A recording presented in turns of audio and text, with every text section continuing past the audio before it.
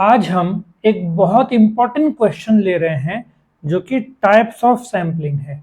10 में से 6 से 8 पेपर में ये सवाल पूछना चाहिए और ज़्यादातर फुल मार्क्स का रहेगा, 10 से 15 मार्क्स का होना चाहिए।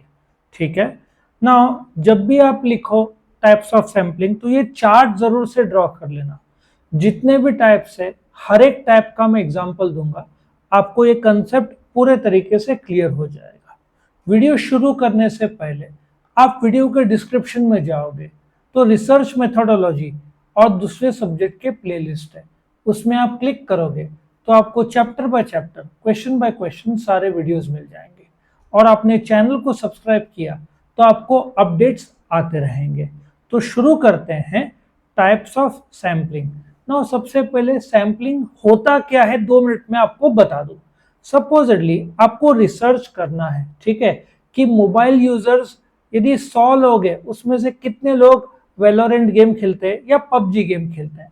तो आप 100 लोग हैं या सपोजिटली कॉलेज में 1000 लोग मौजूद हैं, सबका तो आप इंटरव्यू ले नहीं पाओगे या रिसर्च कर नहीं पाओगे। आप उसमें से 10 लोग को बाजू में करते हैं और पूछते हैं कि आप खेलते हो क्या वेलोरेंट या पबजी, तो ये 10 लोग आपका सैंपल हो जाएगा। लेकिन क्वेश्चन ये है आपने 10 लोग कहां से चुने, फर्स्ट 10, लास्ट 10, बीच में जेंडर मेल फीमेल कितना। तो सैंपल चुनने का जो तरीका है ये दिया हुआ है, ठीक है। नाउ इसके 2 पार्ट्स है, एक प्रोबेबिलिटी और एक नॉन प्रोबेबिलिटी सैंपलिंग, ठीक है। सो अभी पहली बात करते हैं प्रोबेबिलिटी सैंपलिंग। प्रोबेबिलिटी सैंपलिंग में सपोजिटली 1000 लोग हैं, हर एक को चांस है कि वो सिलेक्ट हो, नहीं हो बात अलग है, लेकिन पॉसिबिलिटी सबका है। तो जब हम बात करते हैं प्रोबेबिलिटी सैंपलिंग का, उसमें everyone have an equal possibility of being selected. अब बात करते हैं हम लोग नॉन प्रोबेबिलिटी में, एक एक करके टाइप्स अभी बताते जाऊंगा। ये नॉन रैंडम सैंपलिंग है। यहाँ पे ऐसा कुछ नहीं है कि हर एक को इक्वल चांस है, हो सकता है किसी को चांस ही नहीं हो, मेरे ग्रुप में नहीं बैठा, तो इसके भी टाइप्स मैं आपको बताऊंगा ना। सबसे पहले प्रोबेबिलिटी में आते हैं। जैसे मैंने बताया था प्रोबेबिलिटी में 1000 लोग हैं तो सारे जो 1000 लोग हैं उनको चांस है, लेकिन आप 1000 को तो चुन नहीं पाओगे, आपको 50-100 ही रिसर्च करना है। तो सिंपल रैंडम सैंपलिंग क्या है, each and every item in the population has an equal chance of inclusion। अब आप क्या करते हो, फॉर एग्जाम्पल आपने देखा होगा लकी सिलेक्शन और लकी ड्रॉ।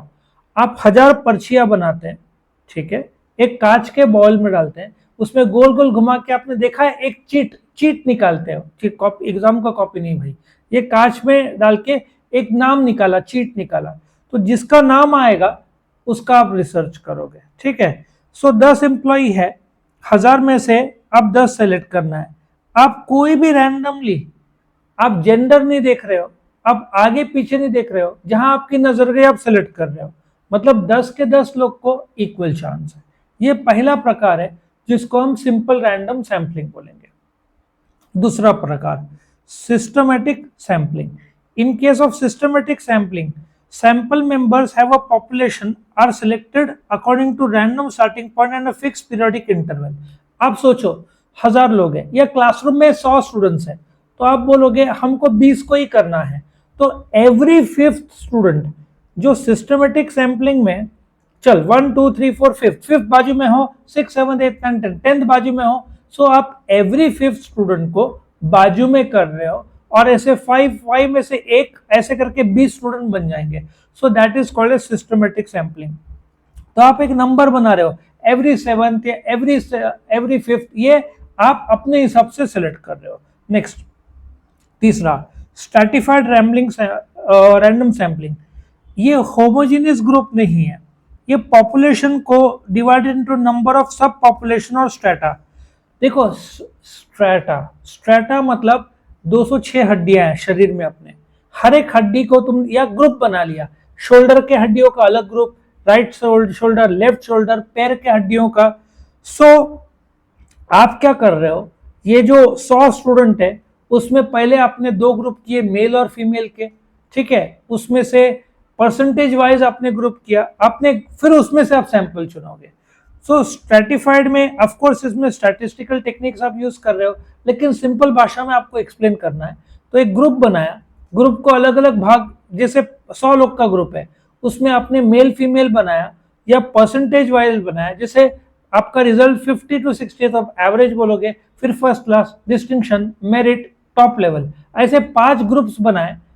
हर एक ग्रुप में स्टूडेंट्स आएंगे बेस्ड ऑन मार्क्स, फिर उसमें से सिलेक्ट करेंगे। That is called as stratified random sampling. Next is cluster sampling. यहां पे आप कन्वीनियंट जो है ना, आपके एरिया ऑफ इंटरेस्ट के हिसाब से क्लस्टर्स बनाते हो। यहां पे एक एग्जांपल दिया है, जैसे कि पॉपुलेशन को ग्रुप करते हो, क्रेडिट कार्ड। अभी 12,000 कस्टमर्स को आपने क्रेडिट कार्ड दिया। Let us take HDFC credit card, जो कि number 1 credit card company in India में, और बोला गया आपको 12,000 में से 360 लोग का रिसर्च करो। अब दिक्कत यह है कि 12,000 में से 360 मतलब 3% को ही सिर्फ चांस है मिलने का सिलेक्शन। सो आप क्या कर रहे हो, ये 12,000 में से कितने चाहिए आपको, 360। तो आप क्लस्टर बना रहे हो, ठीक है, 100 क्लस्टर्स बना रहे हो, 120 ईच। और जैसे 12,000 में 120 का एक ग्रुप बनाया, क्लस्टर बनाया, और 100 ऐसे किया। हर एक 120 में से आप 3 सेलेक्ट करोगे, ठीक है, तो 120 इंटू 3 आपके 360 हो जाएगा। सो यहां पे क्या होता है, आप क्लस्टर बनाते हो, 12,000 एक साथ देखोगे तो बहुत ज्यादा दिखेगा, तो आप 120 के 100 क्लस्टर बनाते हो, और हर एक 120 में से आप 3 सेलेक्ट करोगे, ठीक है। और आप चाहो तो एचडीएफसी क्रेडिट कार्ड के अलग अलग वेराइटी है, रिगैलिया है, ठीक है, बेसिक कार्ड है, इतने सारे टाइटेनियम कार्ड है, तो आप कार्ड वाइज भी ग्रुप कर सकते हो। नेक्स्ट बड़ा सिंपल है, एरिया।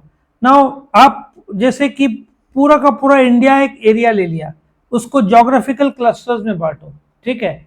आपने इंडिया को north India, south India, waste India, east India, central India, उस भाग में बांटा। तो आप एरिया, और फिर हर एक नॉर्थ में से थोड़ा निकालोगे, साउथ और वेस्ट और ईस्ट सेंट्रल में से थोड़ा निकालोगे, ठीक है। और मल्टी स्टेज सैंपलिंग क्या करता है, ये एरिया सैंपलिंग में थोड़ा और डीप चला जाता है। कैसे, सपोजिटली इंडिया को स्टेट्स में बांटा, उसके बाद इंडिया को डिस्ट्रिक्ट में बांटा, टाउन में बांटा, ऐसे किया आपने।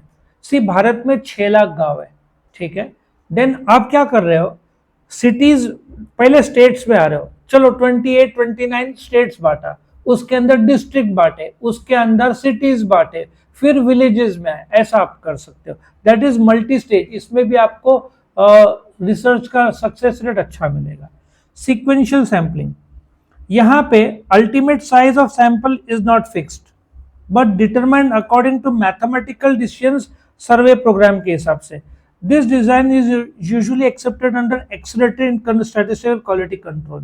नाउ यहाँ पे आप मैथमेटिकल टेक्निक यूज करके एक बोलते ना एल्गोरिदम लगा के निकाल रहे हो। सीक्वेंशियल सैंपलिंग ये काफी कॉम्प्लेक्स है, क्योंकि आप एल्गोरिदम लगा के, मैथमेटिक्स फॉर्मूला लगा के चुन रहे हो। बट अगेन ये बहुत रेयरली यूज होता है, क्योंकि आप क्या कर रहे हो, मैथमेटिकल मॉडल बना के सेलेक्ट कर रहे हो।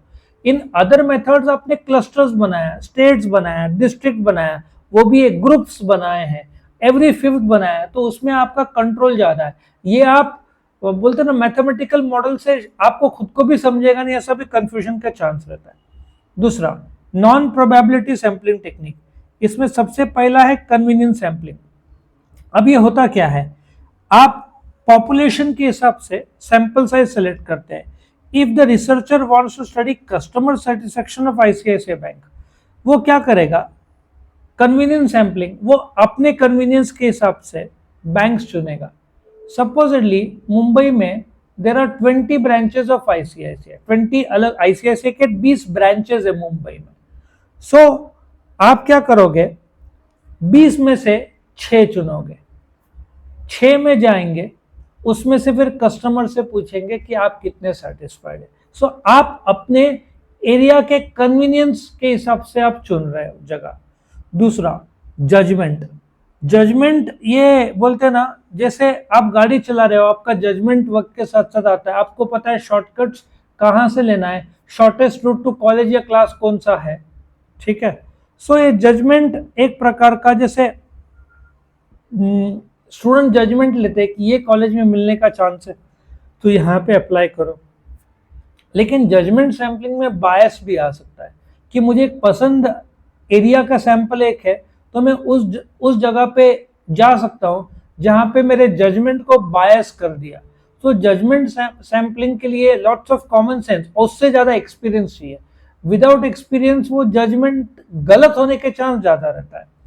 Kota sampling. Now quota sampling क्या है? एक कोटा आप बनाते हो, जैसे स्ट्रैटा ग्रुप में से सब कोटा बनाते हो, ठीक है। In quota sample the size of quota for each strata is fixed. जैसे कि फॉर एग्जांपल कॉलेज में 1000 स्टूडेंट्स है, मैंने क्या किया, एक एज बनाया 16, 17, 18, 19, 21, मेरे 5-6 ग्रुप बन गए। उसमें से मैं कोटा बनाऊंगा कि इसमें से 6 ग्रुप्स बने, उसमें से मैं भी मेल फीमेल मिक्स करके निकालूंगा बाजू में, और कितने लोग एप्पल फोन यूज करते हैं वो मैं करूंगा, ठीक है। सो अगेन ये लोकेशन कन्वीनियंट के हिसाब से रिसर्च कोटा सेलेक्ट करता है। इसका मतलब ग्रुप्स बनाए, उसके अंदर सब ग्रुप्स बनाए और उसमें से तुमने कोटा तय किया। स्नोबॉल सैंपलिंग ये तभी यूज किया जाता है जब बोलते ना पॉपुलेशन का नंबर कितना है बहुत मुश्किल है। अब ये गांजा इलीगल ड्रग है, ठीक है। सो कितने लोग गांजा कंज्यूम करते हैं इलीगली, इसका नंबर तो लीगली मिलना नहीं है क्योंकि चुपके से करते हैं और लीगल है भी नहीं। तो स्नोबॉल सैंपलिंग में जैसे आप कोई एरिया में चलेगा जहां पे आपको शक है, तो रैंडमली जो मिल रहा है और फिर उससे पूछ रहे भाई कोई और है, ऐसे करते करते आप स्नोबॉल करते हुए पहुंच रहे हैं। इसमें जजमेंट भी लागू नहीं होगा, इसमें ग्रुप भी नहीं बनेगा, इसमें कोटा भी नहीं बनेगा, इसमें क्लस्टर भी नहीं बनेगा, क्योंकि आपको सैंपल साइज ही नहीं पता तो ग्रुप कैसे बनेगा।